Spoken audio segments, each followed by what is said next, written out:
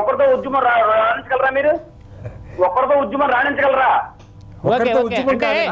నాగేశ్వరరావు గారు ఇప్పుడు శ్రీనివాస్ ఒక్క నిమిషం నాగేశ్వరరావు గారు ఇప్పుడు శ్రీనివాస్ గారు మీలాంటి వాళ్ళకి మీ శ్రేయస్సు కోరే ఆయన చెప్తున్నారు. ఎందుకంటే ఇప్పుడు మీలాంటి తల్లిదండ్రులు చాలా మంది వచ్చి మా పిల్లాడు బాగా చదువుకుంటాడు మంచి ర్యాంకు సాధిస్తారనే ఒక కోరిక వాళ్ళ నమ్మకంతో అక్కడికి పంపిస్తున్నారు. కానీ అక్కడ ఉన్న నిజంగా ఫెసిలిటీస్ తెలుసుకుని చేర్పిస్తే ఇలాంటి ప్రాబ్లమ్స్ రావు కదా అని చెప్పి ఆయన అభిప్రాయపడుతున్నారు. మీ తరపున ఆయన మాట్లాడుతున్నారు ఎంతసేపు. నాగేశ్వర గారు అర్థం చేసుకోవాల్సింది నేను వారిని విమర్శించట్లా. ఆయన ఇక్కడ మనం తల్లిదండ్రులుగా మనందరం కూడా మన బాధ్యతని మనం విస్మరించి చేర్చే రోజేమో ఈ రెండు బాగున్నాయి లేకపోతే ఇక్కడ ర్యాంకులు వస్తాయి అన్న ఆశతో ఆలోచనతో చేరుస్తాను. ఫస్ట్ ర్యాంక్ రాష్ట్రంలో ఒక్కళ్ళకే వస్తుంది. శ్రీనివాస్ గారు మీరు ఇంకో విషయం కూడా గమనించాలండి. ఇప్పుడు మంచి ర్యాంకులు వస్తాయని చెప్పి చేర్పించడంలో తప్పు లేదు కదా.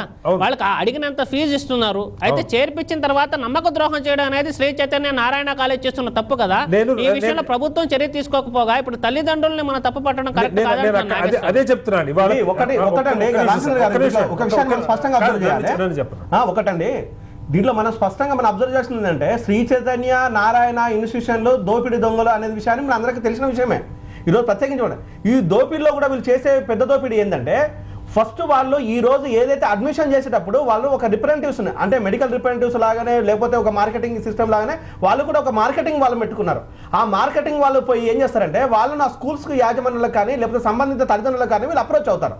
అప్రోచ్ చేసి వీళ్ళు చెప్పే విధానాలు వేరు చేసే విధానాలు వేరు. అంటే ఏవైతే పేపర్ పైన చూపిస్తారో పేపర్ పైన చూపించేది ఏ ఒక్కటి చెయ్యరు.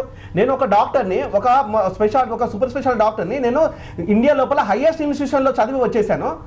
ఆమె టాపెస్ట్ కన్సల్టెంట్ ఈరట్స్ హైదరాబాద్లో. నా కొడుకునే నేను జాయిన్ చేసిన తర్వాత నాకు ఇచ్చిన విషయం ఏంది, నా కొడుకు కెమిస్ట్రీలో టాపర్ శ్రీ చైతన్య ఎంటైర్ శ్రీ చైతన్యలో టాపర్.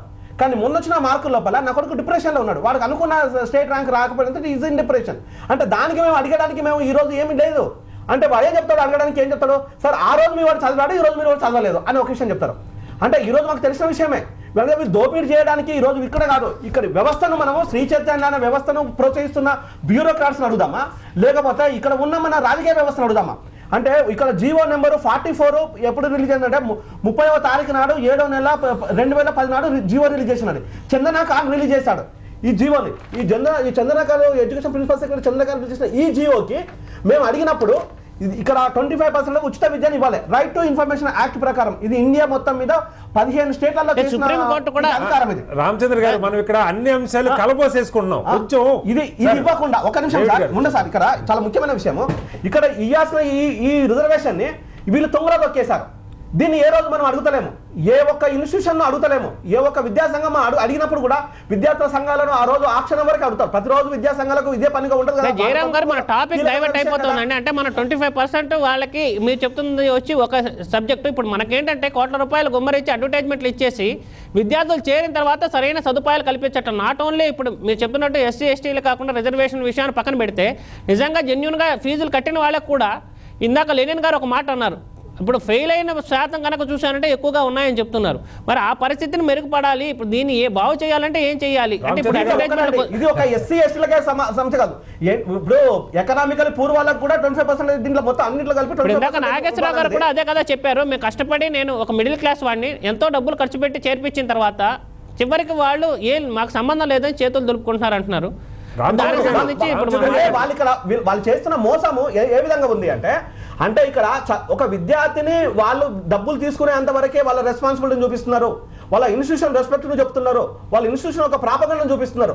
అంటే ప్రాపగండ దీంట్లో పాజిటివ్ వేలో ప్రాపగండ చూడాలి, నెగిటివ్ వేలో ప్రాపగండ చూడాలి. అంటే ఇక్కడ పాజిటివ్ వే ప్రాపగండ ఏంది, ఒక కంపెనీ పెట్టిన వాడికి కానీ ఒక సబ్బు అమ్ముకునే వాడికి ఒక బ్రష్ అమ్ముకునే వాడికి ప్రాపగండ చేసుకోవచ్చు, వాడి అధికారం ఉంది. ఆ అధికార ప్రాపగండ ఎక్కడ వరకు వచ్చిందంటే మేము తప్పితే ఇంకెవడు చేయలేడు అనే విషయాన్ని మాత్రమే